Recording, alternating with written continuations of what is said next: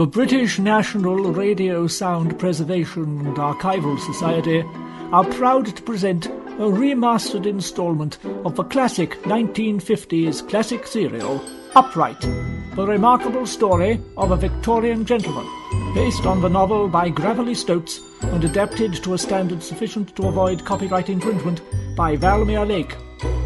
Episode 3. Captain Cutlass. While sheltering from the elements with a young lady and Mr. Rosy-Nose, who believes himself to be some horses, his daughter and a young foppish fellow we all took to be a young foppish fellow, this occurred. I am Lord Dubious, and this, he gestured at the stocky, swarthy, unsavoury-looking man who had just appeared, is Captain Cutlass. Mr. Rosy-Nose bridled at this and began whinnying in the most alarming manner, so Captain Cutlass shot him. "Father! That was harsh!"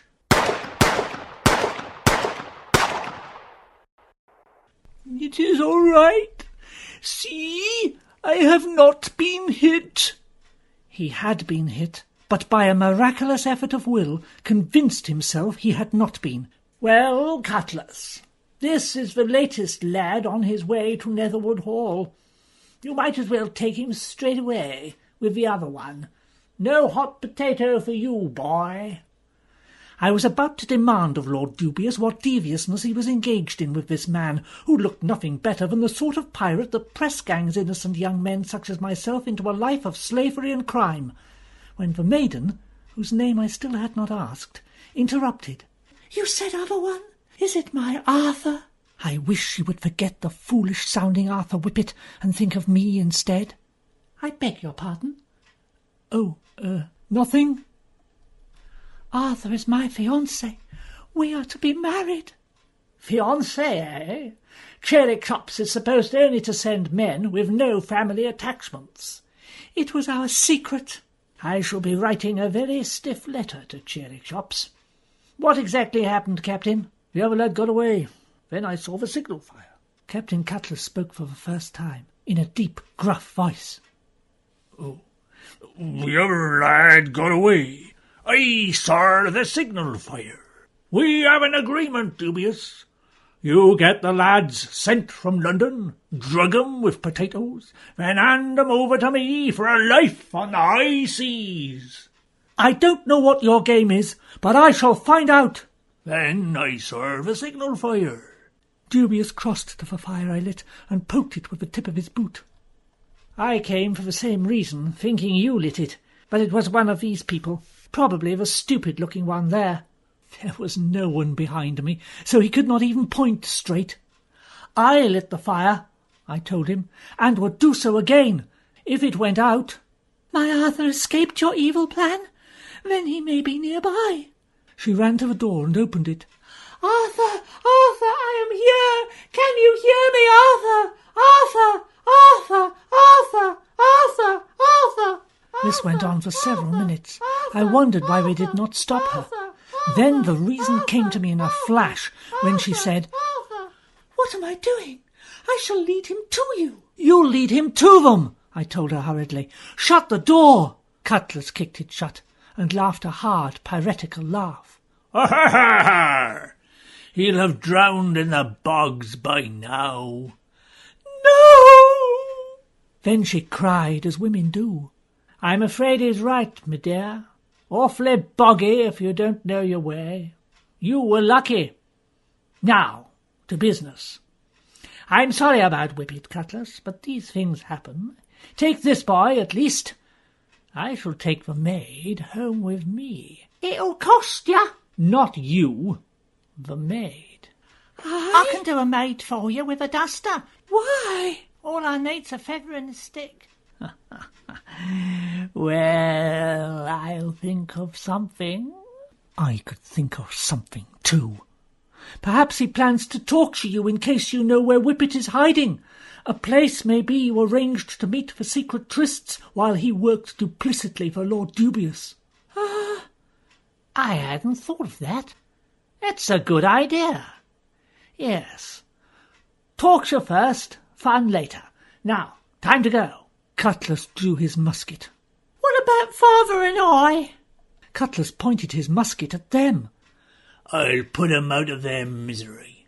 At that moment, Dubious's boot, which had been glowing red since he poked the fire with it, burst into flames, and I made my move. I ran to the water jug and poured it over his foot, then dabbed it dry with a towel to smother the rest of the fire. I was sure my act of rescue would secure a change in my fortune and a place in Dubious's good books. Meanwhile, the maid, Rosy-Nose, and his daughter disappeared out of the door as quick as they could. Cutlass fired a shot after them, but too late. Well, at least we have this idiot. I was tired of this. There is only me here. Cutlass's musket now pointed directly at me. I hope you like seafood. He laughed. Actually, I do. So the joke is on you.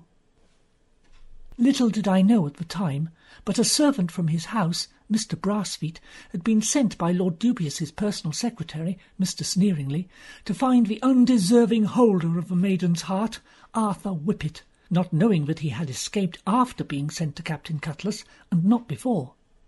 I'm blowed if I'm wasting my time looking for that boy. The lad'll be dead in the bog by now. Evening, Mr. Brassfeet. Evening, landlord. The usual, sir. I don't suppose any strangers have been in. Strangers? Yeah? Never no strangers here. Come on, father, we will be safe here. And you, keep up. But the horses have galloped off. We must find them. I must find my Arthur. The bog shall not take him. My beauties, I must find my beauties. They will be frightened. No, father, hush. They shall find their own way home. Strangers! My father and I are thirsty, sir. We have no money, so I shall have to throw myself on your mercy. This man has been shot. Shh! I know where your father was shot against his will, and cannot bear the knowledge of it. He pretends he is as well as ever, and I do too. To spare him is... It's fallen over. Oh, that's normal. Did I hear you say Arthur, miss? Yes. Whippet? You know him? I might. Alas, sir, I do not think I shall be taking up service with you after all. I shall return to London. Captain Cutlass took out his musket again. Really, I do not know why he bothers to put it away. The only place you'll go in is to my pirate ship, to take the oar with the other press-gang sailors, and row her to the West Indies. Barbados? All around there, yes. And so the next terrifying stage of my journey through life was about to begin. I am glad we ate all your soup. At that point, somebody hit me over the head, and it was only later I found out that person was not Captain Cutlass, nor Lord Dubious, but another, whose presence in the cottage we had at no point suspected. You have been listening to Captain Cutlass, being episode 3 of Upright, the remarkable story of a Victorian gentleman, adapted by Valmere Lake from the novel by Gravelly Stoats. Next week, episode 4, The Oily Duck.